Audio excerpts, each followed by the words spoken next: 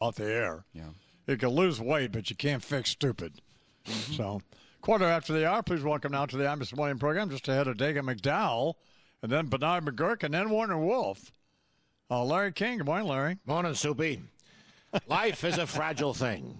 For the most Soupy part. Is Soupy still alive? No. No, sir. No. And you're not looking so good yourself. But you could leave your jacket on at the airport. That's right. We actually worked with Soupy, didn't we, Bernie, over at NBC? We did for many years. Poor yes, old we Soupy. did. God bless him. Went to that big cream pie in the Oh, we used to torment him. It was just horrible. I really feel bad. We just did horrible stuff. Oh, God. He was a tormented man just to begin with. Very insecure guy. One time, Al Rosenberg was a funny bastard. One time, Soupy lost his wallet. Or no, he checked. Huh? His address book? Yeah, he checked it, but he checked his wallet and his address book with his luggage on some airline, probably American, and they lost it. So he's on the air complaining that he can't call anybody. That all of it. I'm going to buy a bottle of vodka. They don't have anybody. Yeah. Wow. So we're back at my office. Right. Maybe I'll do it tomorrow. St. Patrick's Day. Meet Warner at the liquor I store. pretty much decided today I'm not going to drink. Why'd you just get a bottle of Michelin's wine? Because that's undrinkable. Oh, no. Another shot. You Mike Lynn's a fairly powerful guy, so. Well, show me some love there, Spanky. What's up, Bernie? You will see the Iron Man out in the street naked, pleasuring himself on car hoods, like the Coney guy. Well, maybe not. Well, in the New York Daily News this morning, Chief, there's this very revealing article. One of the soccer mom madam's hookers, she wrote an article. Actually, she told it to a writer, but it's all her words. And she was quoted. She graduated from a major university. She said she didn't need to be a hooker. She's tall with a flat stomach, dark brown shoulder hair, and she responded to an internet ad for models, and she met the madam, and she tells about her life as a hooker for this lady. And she says, sometimes I was busy, saw 2 men in a day. Other times I could go a few weeks. They paid $1,000. She got 500 of the 1,000.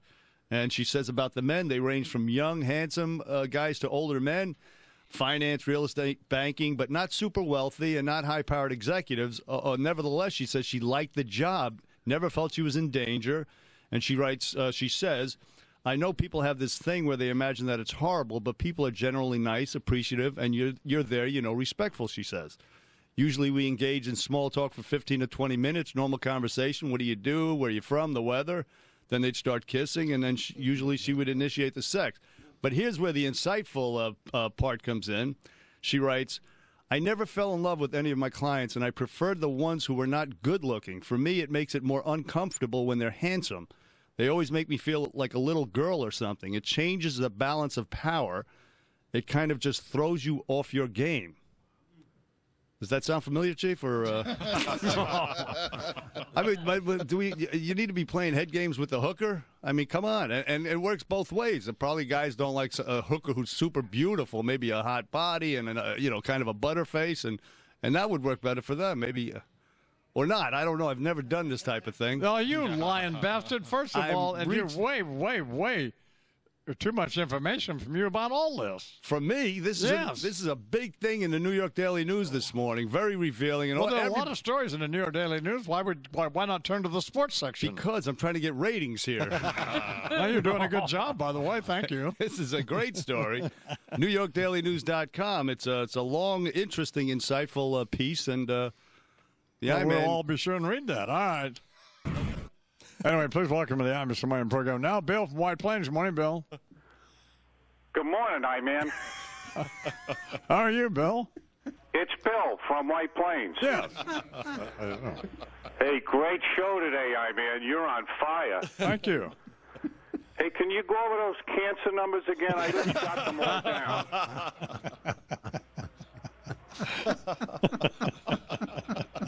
Well, hey, super job on the auction. Those one-of-a-kind items, they really go for a lot. What'd you get for the Yankee tickets? 46 grand? That's not funny. My favorite part of the show, though, that heartwarming story about you and your son sharing masturbation thoughts. What's next? You guys going to bond over bowel movements?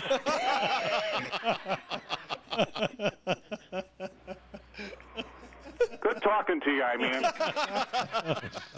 Well, you know, if there's not an NBA season, Yeah. you'll have a lot more time to work on the material, won't you? Bill from White Plains here on the Imus Wayne program. Good morning, Larry. Morning. Well, in my world, a Super Tuesday begins with me waking up to discover I had a good night and don't need to change the rubber sheets. I jump into a lukewarm shower, and Consuela, the maid, agrees to loofah my stretch marks for an extra 20. What? She helps me into my truss, and then it's downstairs to the office to check my emails. I've gotten a response to a post I made on the Ashley Madison website through my screen name, Thunderschmeckle69. Bored media icon seeks flexible 60-year-old denture wearer for discreet evening of the early bird special at Olive Garden, followed by some naked pinochle, no fatties. I make a date for later on, and then it's off to Santa Anita for the afternoon at the track, betting only on horses that remind me of my ex-wives. After winning this month's alimony, I head over to the OG, where my date is already 3 carafes into the house Chianti and chokes on a breadstick, providing me with the opportunity to cop a feel while I give her the Heimlich maneuver. After dinner, it's the back seat of the Lincoln for our makeout session, during which she falls asleep and I end up weeping in a fetal position. Good times. Okay. Good morning, Godfather. Morning, Don Imus. I'm very interested in this Michael Lindell character, a man who has dedicated his life to pillows. Not modello como Finocchio, not biting them like a homosexual, but in creating and manufacturing them. I have heard Don Imus for many months now bestowing such accolades upon these sleep cushions. He makes them sound like miracles of science, as if they were the Salk vaccine. I was skeptical, for Don Imus has been known to be extremely enthusiastic about many things, like hot sauce, books about Amelia Earhart, and music by people called Craig Finn. So I had Luca Brazzi bring me one, and Mingya, I cannot describe the somniferous joy of these cloud-like entities. They're like little, beautiful, fat women for my head. Sudici ventri che dorma come un bambino, upon whose bellies I sleep like a baby. On whose bellies I sleep like a baby belly. Although they were expensive compared to regular pillows, I would pay 3 times the price for such quality of slumber. These things are a friggin' gold mine. And so I'm thinking perhaps this Lindell will entertain an offer he can't refuse. Allow me to wet my beak in this pillow business of his, lest he use one to sleep with the fishes. If you know what I'm saying. And I think you do. You know what's kind of interesting, Godfather? What is it? Is the funniest thing in the script that you wrote, by the way, Yes. is your inability to read it properly. Oh, is that something that you do regularly? No. Hot run? Oh, here we go. Another. What? Oh, excuse me, you son of a bitch. I'm coughing. Son of a bitch? This is a word you want to use with me? Probably not. I don't think so. He just wants. So tell me about the show again. So what it is, it's about murder for hire. It's called Nothing Personal. It's on Sure. Investigation Discovery. And like the first episode is about a guy who, he was married. Sure. His wife's out of town, goes to the phone book, hires an escort, falls in love with her. The escort. Falls in love with the escort, leaves his wife. Right. They get married. She tries to hire a hitman to kill him. Who 3 does? months later. The new wife. The new wife. The new wife. She wants to kill him. The escort. She Why? tells him, I'm no longer a hooker. I'm now a real estate agent. This idiot believes her. Okay? So she hires an undercover cop. They stage the whole the whole murder. What was her motive? Money. You know, money, the house, insurance. I mean, she's married. She was a hooker. No. He married, left his wife. Guy from New Jersey. You thought he would be smarter, you know. Sure. Italian guy from New Jersey. Yeah. Red flags all over the place. She hires a hitman. He's an undercover cop. They stage the entire murder. Right. She comes to the house screaming and crying, my husband, my husband, my husband. They take her to the police station. The guy walks in. Nobody killed him. It was all staged. And you got to see this phony girl, you know. And it's amazing. So there's stories like that. She's now out on, she got 20 years. She's out on bail, and she's writing a book, How to Eat Better If Your Life is Stressful. And I swear to God. I swear to you. How to eat better if your life is stressful? How to Eat Better. A cookbook she's shopping around. Liz Clayman had an interview with, welcome now to the I'm Just a Wayne program, Larry King. Morning, Larry. Morning. You know, as a fellow broadcaster, I know how easy it is to say something that will get you into trouble.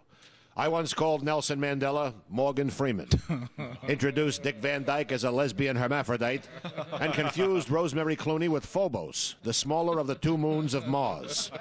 That said, I'd like to join my peers in the piling on for the pig roast and beat on this pompous, blowhard a-hole, Rush Limbaugh, as if he were a breed sow.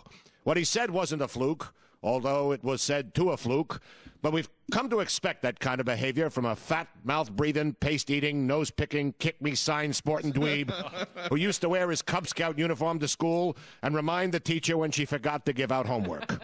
The kid whose bunk got short-sheeted at sleepaway camp and whose hand got put into the glass of lukewarm water at nap time so he'd pee his pants. He's stepped on his schmeckle one too many times, and so playground justice applies yet again. The media is now giving him the wedgie he's deserved for 50 years and will take the jaws of life to remove. Butte, Montana. A sphincter says what? Yes, he did.